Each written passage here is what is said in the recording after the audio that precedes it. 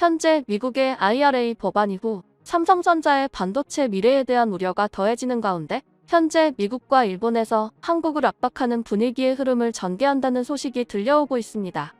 하지만 유럽에서 새로운 삼성에 대한 제안을 했고 이것이 새로운 돌파구가 될 것으로 주목되고 있습니다. 유럽은 한국 이상으로 미국 우선주의에 반감을 느끼면서 한국과 투자를 하려고 하는데요. 우선 미국은 둘째치고 최근 일본은 삼성을 타도하는데 가장 앞장서고 있죠. 일본은 반도체의 자립화를 본격화하면서 정부와 기업이 손을 잡고 동맹을 스스로 만들었습니다. 지난 13일 업계에서는 일본 기업이 반도체의 국산화를 목표로 라피더스요 동맹을 맺었습니다.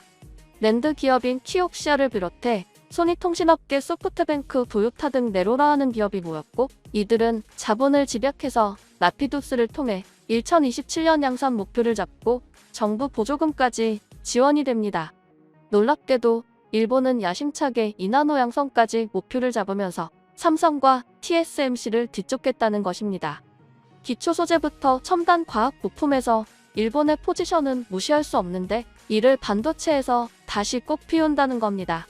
한국의 반도체 수출 규제를 단행할 때도 EUV 관련 부품을 비롯해 필수 부품을 끊어버린다는 것이었죠. 따라서 일본 입장에서는 기존의 기초 소재와 더불어 모든 기업이 드림팀이 되면 역량이 충분하다는 겁니다. 또한 일본이 믿고 있는 구석은 미국인데 미국이 이번 IRA 법안으로 동맹을 우대한다고 했기 때문입니다. 물론 한국과 대만 입장에서는 IRA가 동맹국에게 도움이 되는 법안인지 의문을 품는 목소리가 높으나 반대로 일본은 IRA를 통해서 한국과 대만의 포지션이 축소되는 것을 역으로 노린다는 계산입니다. 또한 일본은 일찌감치 미국의 마이크론 공장도 일본에 있고 이번에 이를 더 확장할 것입니다. 일본 정부는 미국 마이크론에 4천억 원가량 보조금을 지원하며 미국과 보조를 마쳤습니다.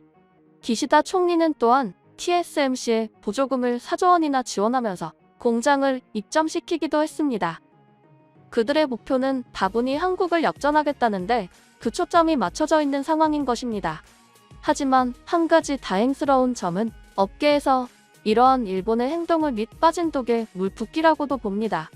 일본에서 지금까지의 다양한 사업을 이처럼 드림팀 형태로 정부가 보조금을 주면서 지원에 조초한 소위 말아먹은 경우가 한두 번이 아니며 이번에도 보조금만 축내고 끝내버릴 가능성이 크다는 겁니다. 일찌감치 소니, 도시바, 히타치가 모두 합쳐서 JDI의 디스플레이를 결성했지만 거의 망했습니다. 게다가 디스플레이의 경우에는 반도체보다 좀 더 수월한 분야였다고 할 수 있습니다. 반도체는 미세 공정과 수율 등 엄청난 업력이 누적되고 신기술 투자도 병행되어야 합니다. 이런 것이 일관된 한 회사의 방향과 프로세스로 나아가야 하는데 사공이 너무 많은 데다가 회사가 제시하는 방향성과 업무 통합은 반도체 업체에서 불가능한 일입니다. 이미 일본 TSMC 4조 원 보조금이 사실상 대만이 돈만 빼먹고 친다는 먹튀 가능성이 제기되고 있으며 라피도스는 더욱더 그러할 가능성이 농구의 업계에서는 크게 회의적으로 보는 것입니다. 하지만 일본의 이러한 행보 뒤에는 역시 미국의 법안들이 자리 잡고 있어 부담이 된다는 것입니다. 일본 입장에서는 안 그래도 자국 중심주의로 치닫는 미국을 부추기며 불합리한 조건을 협의합니다. 진보 동맹 없이 일본이 앞장서서 미국과 추진하며 한국과 대만을 등 떠밀고 있는 실정인 것입니다. 실제 미국은 반도체 과학법을 통해서 내년까지 중국 반도체 관련 수출을 통제하려 합니다. 미국 상무부는 한국의 삼성과 SK하이닉스가 미국의 기술이 들어간 장비를 사용 금지했는데 이곳의 기원을 내년까지 연장해주긴 했는데 어떻게 될지 모르겠다며 혀를 내두릅니다. 삼성과 SK하이닉스는 물론이고 미국의 마이크론도 큰 손해를 보게 되는 타격이 오는데 이 때문에 최근 마이크론 역시 뉴욕에 1,000억 달러의 투자로 반도체 공장을 짓는 것입니다. 가장 중요한 것은 이번 중간선거에서 바이든 대통령의 민주당이 사실상 승리했다는 점입니다. 민주당은 상원에서 50석 이상을 확보했고 이는 민주당 캠프의 정책이 먹혔다는 뜻인 것입니다. 반면 트럼프는 몰락해 대선 후보로도 나오기 어려운 상황이 연출되고 있습니다. 바이든 대통령은 다시 집권하기 위해서 IRA와 반도체 과학법을 강력하게 추진할 것이고 그 가운데 동맹들이 피해를 보는 장면이 여지없이 연출될 수 있다는 점이 우려됩니다. 실제 한국과 비슷한 입장의 대만도 반도체 전문가들이 미국이 대만의 반도체 기술을 가져갈 것이라고 걱정합니다. 중국이 대만을 침공하면 TSMC를 모두 폭파시키고 대만 기술자를 미국으로 데려갈 준비를 한다는 미국 정보기관 관련 문서가 공개되면서 대만 전문가들은 만연자실한 상황입니다. 이미 미국과 일본의 TSMC 공장이 들어서고 있는데 이곳이 바로 공중분해 준비가 아니냐는 것입니다. 만약 중국이 대만을 공격해 대만 영토를 가져가면 TSMC는 모두 미국으로 옮겨간다는 것입니다. 미국이 중국에서 반도체 패권을 갖는 것을 원하지 않으므로 들어온 준비를 한다는 것이죠. 어찌 보면 국제사회의 냉혹한 현실을 같은 것인데 사실 이것이 한국을 향하고도 있는 것입니다. 현재 한국의 반도체 회사를 미국으로 옮기라는 것도 다소 비슷한 맥락에서 진행된다는 것입니다. 일단 삼성전자는 미국에 무려 250조 원의 투자의 청사진을 제시한 상황이기도 하죠. 그러나 삼성전자에서는 이에 관해서 청사진이지 실제 그 금액이 전부 투자 확정은 아니라고 했습니다. 일단 미국의 압박이 거세기 때문에 상황을 지켜보면서 투자 금액을 늘린다는 것입니다. 현대차와 같이 자식보조금 차별이 나올 수도 있기에 더욱 조심할 수밖에 없는 상황이죠. 그런데 뜻밖의 이런 상황에 유럽에서는 한 가지 다른 움직임이 포착되고 있는 모습인데요. 최근 유럽은 미국의 강달러를 비롯해서 IRA와 같은 미국의 독단과 강압적인 모습에 반기를 들었습니다. 실제 이번 러시아 전쟁으로 인해서 사실 가장 피해를 본 곳은 유럽이고 득을 본 곳은 미국입니다. 미국은 유럽에서 셰일가스를 사야만 했으며 물가는 치솟고 추운 겨울을 보내야만 했던 것이죠.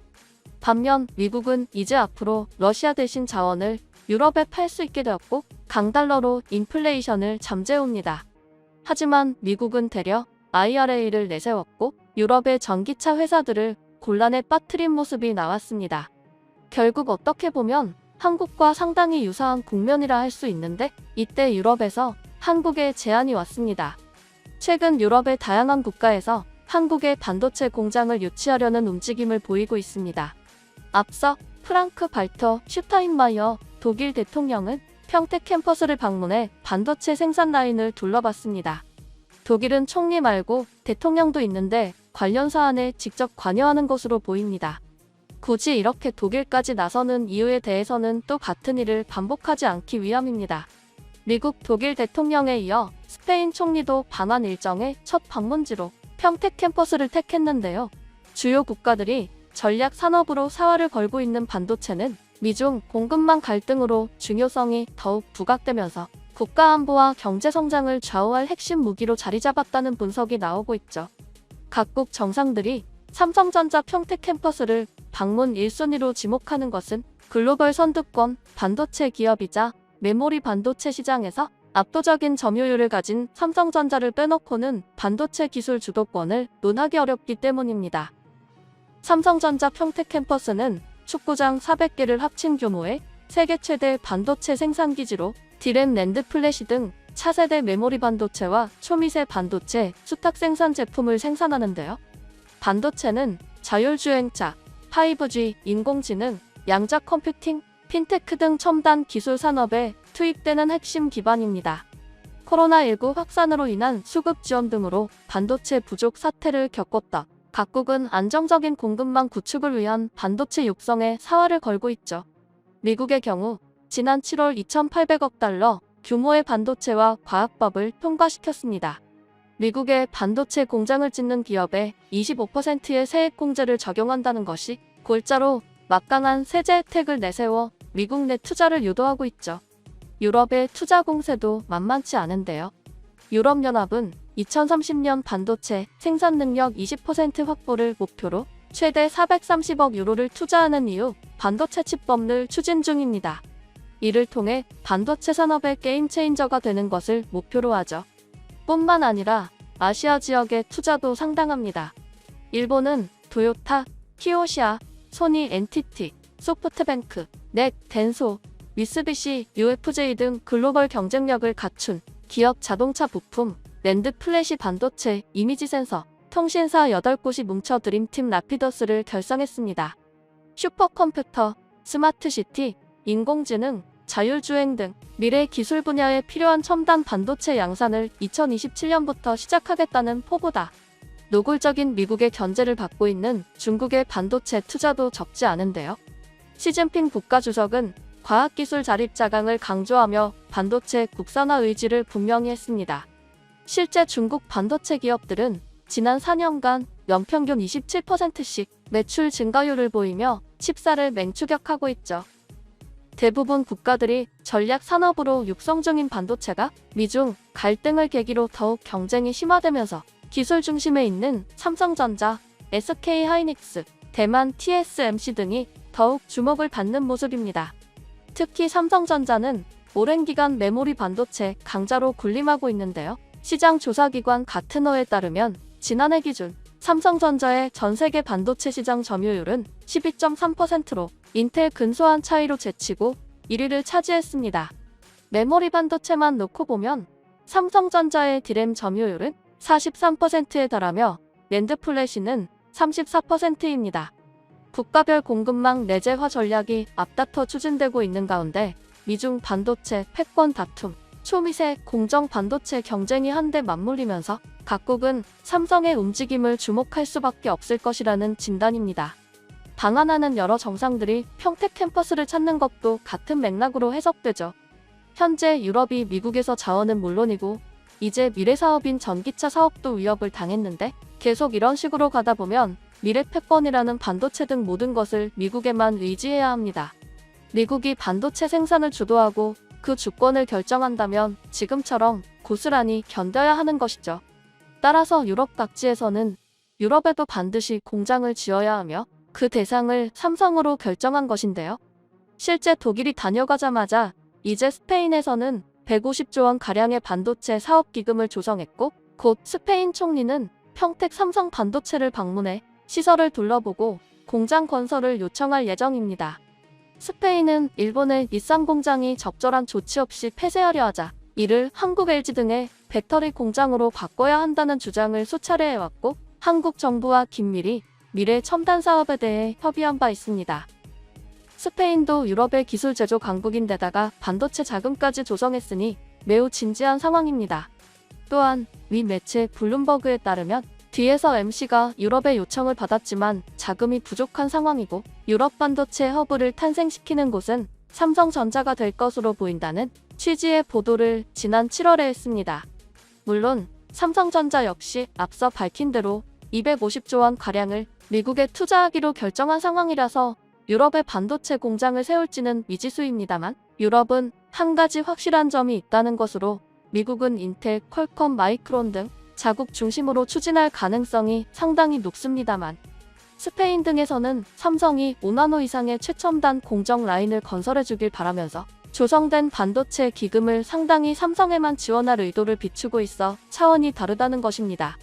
따라서 삼성 입장에서는 분산 투자도 되기 때문에 오로지 미국의 의도대로 올인할 필요는 없는 것이죠. 물론 미국에서 전기차 관련 법안도 한국 관련에 수정 발의하는 등 노력을 펼치고 있습니다만 반도체 과학법이나 IRA의 핵심 내용이 애초에 동맹까지 피해를 보게끔 설계가 되어 있기 때문에 이런 것이 전반적으로 해소되기 이전에는 한국도 상황을 지켜봐야 할 것으로 보입니다.